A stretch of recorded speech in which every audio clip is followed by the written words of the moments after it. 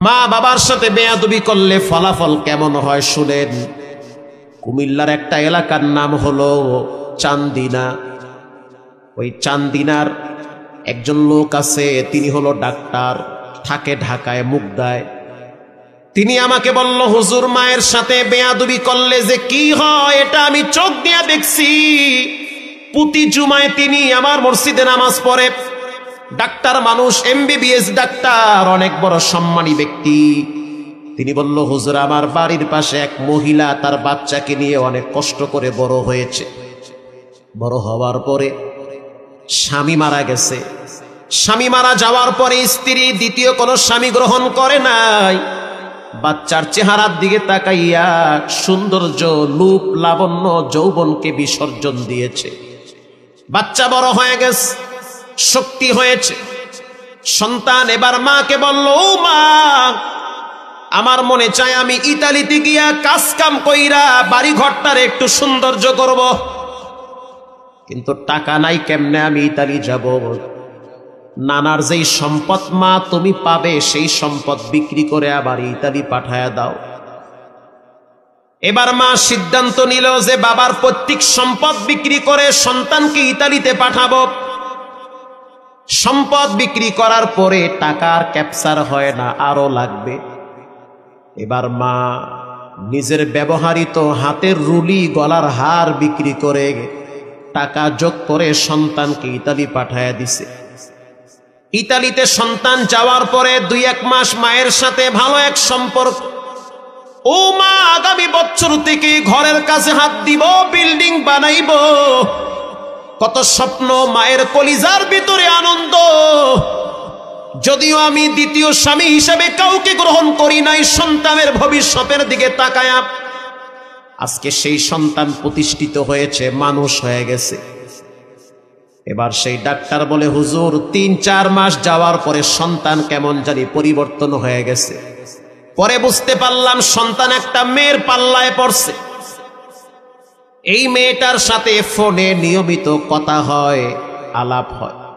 আল্লাহর কসম, আল্লাহর জাত ও সিফতের কসম, মিথ্যা বললে যেন আমার জিহ্বাটা বেঁকা হয়ে যায়। গতকালকে বয়ান করছি কুমিল্লায়, লাঙ্গনকোট কুমিল্লায়। গাড়িতে বসলাম, এক ভদ্রলোক আইসা চোখের পানি ছেড়ে কেঁদে দিয়েছে, হুজুর আমার সন্তান এখন কন্টিনিউ SSC পরীক্ষা দেয়, কিন্তু আমার সন্তান একটা মেয়ের পাল্লায় পড়ে পরিবর্তন হয়ে গেছে। সন্তানটা ঘরেও থাকে না, রাত জেগে জেগে মেয়েটার সাথে সময় দেয়। একটু দোয়া করেন, কিছু বললে সন্তান আমাকে মারতে চায়। এরকম সন্তান আজকে ঘরে ঘরে অভাব না, আছে না নাই? কিচ্ছু হবে না, ভবিষ্যৎ জিন্দেগি অন্ধকার হয়ে যাবে। মা টের পাইছে সন্তান পরিবর্তন হয়ে গেছে। কিছুদিন পরে সন্তান গোপনে ওই মেয়েটাকে বিবাহ করেছে। মেয়েটা বলেছে, বিবাহ বসতে পারি, শর্ত একটা, যে তুমি আমাদের বাড়িতে আসবে, টাকা পয়সা যা কামাই করবে আমার হাতে দিবে, তোমার মায়ের সাথে সম্পর্ক রাখতে পারবে না। ছেলেটা মেয়ের প্রেমে অন্ধ হয়ে গেছে, মানসিক প্রতিবন্ধী হয়ে গেছে, ভালোবাসার জোয়ার চলে আসছি, একা একা বাংলাদেশে চলে আসছে, গোপনে বিবাহ করেছে। বিবাহ করার পরে শ্বশুর বাড়িতে কিছুদিন থাকলো। এরপরে শ্বশুর শাশুড়ি স্ত্রী সহ এয়ারপোর্টে সন্তানটাকে আগায় দিছে, যাও ইতালিতে নিরাপদে যাও। কারণ শ্বশুর শাশুড়িও টের পাইছে টাকার গাছ, মসমসা টাকা কামাই করে, এরই তো দরকার। কথা ঠিক না ব্যাঠি? এরই তো দরকার। এবার সন্তান বিদেশে যাওয়ার পরে নিয়মিত শ্বশুর শাশুড়ির সাথে যোগাযোগ, মায়ের সাথে সম্পর্ক নাই। দীর্ঘদিন হয়ে গেল। মা তো রাত্রিবেলা চোখের অশ্রু যায় নামাজে ধরায়, আর বলে, আল্লাহ কেমন সন্তান দিলা, কত স্বপ্ন, কত চিন্তা ভাবনা, সব তো মাটি হয়ে গেল, খাওনি তো পেটে জুড়ে না। হঠাৎ একদিন মা শুনতে পাইল যে আমার সন্তান গ্রামে আসতেছে। কোন গ্রামে? বলে পাশের গ্রামে সন্তানের বন্ধুর বোনের বিবাহের অনুষ্ঠানে আসবে। মা চিন্তা করলো হয়তো আমার সাথে একটু দেখা করে যাবে। সন্তান বিবাহের অনুষ্ঠান কমপ্লিট করে যখন গাড়ি নিয়ে ঢাকায় রওনা হয়েছে, মা আর নিজেকে সামাল দিতে পারে নাই।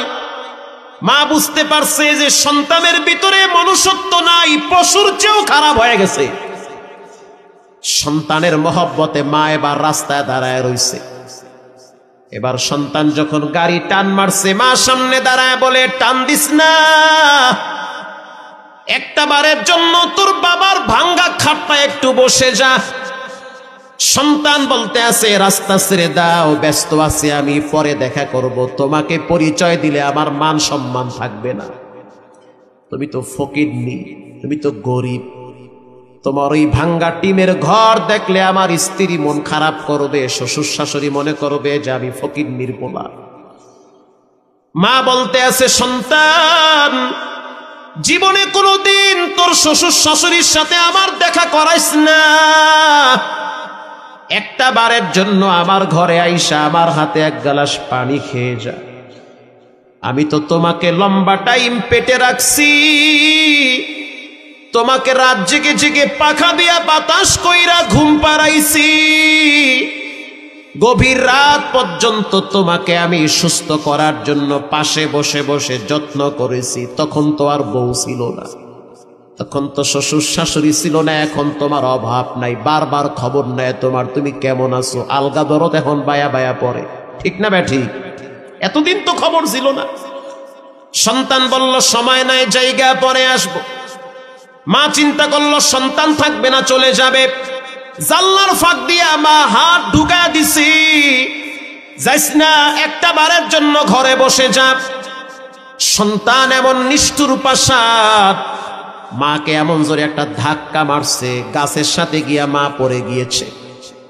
বাড়ি খাওয়ার সাথে সাথে মায়ের কপালে প্রচন্ড আঘাত পাইছি, রক্ত বায়া বায়া পড়ছে। তারপরেও মা চিল্লায় চিল্লায় বলতে আছে, আল্লাহ, ও আমারে যদিও কষ্ট দিছে, তুমি রাগ কইরা ওরে কষ্ট দিও না। যদিও আমার কপাল থেকে রক্ত ঝরাইছে, তুমি রাগ কইরা শাস্তি দিও না। কারণ সমস্ত কিতাব হাদিসে লেখা, মাকে কষ্ট দিলে বেশি দিন আরামে টিকতে পারে না। সন্তান তো বিদেশে চলে গেল, এদিকে মা যাযাবরের মতো জীবন পার করতেছে ঘরে। মাসখানেক পরে ডাক্তার বলতে আছে, হুজুর, এই মহিলাটা আমার বাড়িতে আসছে রাত্র ৩টায়, আইসা দরজায় লক করতে আছে। ডাক্তার, একটু খবর নিয়ে দেখেন আমার সুমন কেমন আছে। ডাক্তার বলতে আছে, রাত্র ৩টা বাজছে, সমস্যা কি? বলে, আমি তো একটা খারাপ স্বপ্ন দেখছি। এটা কোনো বানোয়াট কিচ্ছা কাহিনী না, এটা হলো কুমিল্লার বাস্তব ঘটনা। আল্লাহু আকবার। ডাক্তার বলতে আছে, খবর কেমনে নিব?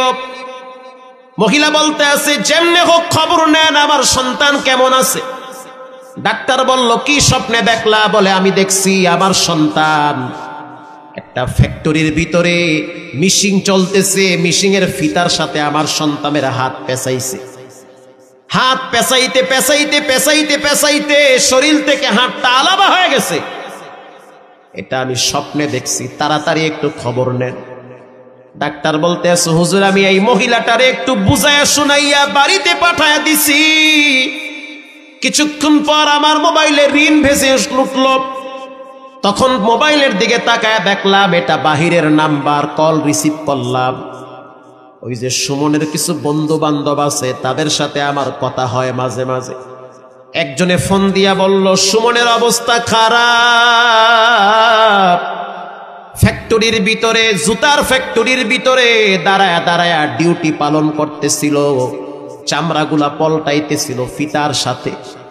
একটা সময় দেখা গেল হাতটা হঠাৎ ফিতার সাথে ঢুকে গেছে, ফিতাও ঘুরতেছে, দেহটাও ঘুরতেছে, হাত ঘুরতেছে, ফিতাও ঘুরতেছে, বডিটাও ঘুরতেছে। একটা সময় আঘাত করে করে দেহ থেকে হাতটা ডিসকানেক্ট হয়ে গেছে, আলাদা হয়ে গেছে। রক্তাক্ত বটি নিয়ে রাস্তায় পড়ে আছে। হসপিটালে নেওয়া হয়েছে, অবস্থা খুব খারাপ, অনেক রক্ত লাগবে। স্ত্রীকে টেলিফোন করা হয়েছে, স্ত্রী এখন ফোন রিসিভ করে না। শ্বশুর শাশুড়িকে ফোন করা হয়েছে, কেউ রিসিভ করে না, কারণ বুঝতে পারছে টাকার বাক্স নষ্ট হয়ে গেছে। বুঝতে পারছে। প্রিয় ভাইরা আমার, সকালবেলায় মহিলার কাছে গিয়া বলল, মা টেনশন করবেন না, দোয়া করেন, দুর্ঘটনা ঘটছে ঠিক। মহিলা বলতে আছে, ডাক্তার আমি তো আমার সন্তানের অভিশাপ দেই নাই, আমি তো বরদোয়াও দেই নাই, তো কেন এমন দুর্ঘটনা ঘটলো? আমি বারবার বলছি, আল্লাহ যত কষ্ট আমি মা সহ্য করব, কিন্তু আমার বাচ্চাটার জন্য কোনো কষ্ট না হয়। এই সন্তান দীর্ঘদিন চিকিৎসা করলো, ঢাকায় উত্তরায় ফ্ল্যাট ছিল, সেটা বিক্রি করার পরেও চিকিৎসার টাকা জোগাড় হয় না। গোপনে যত ব্যাংক ব্যালেন্স ছিল সব শেষ করলো, তারপরও চিকিৎসার টাকা হয় না। স্ত্রীকে ফোন করে বলল, কিছু টাকা দাও, তোমাকে তো আমি লক্ষ লক্ষ টাকার গোল্ড দিয়েছি, স্বর্ণ দিয়েছি। স্ত্রী বলল, দিয়েছ ঠিক, তবে এখন দিতে পারবো না, তোমাকে আমরা চিনতেও চাই না। সম্পর্ক নষ্ট হয়ে গেল।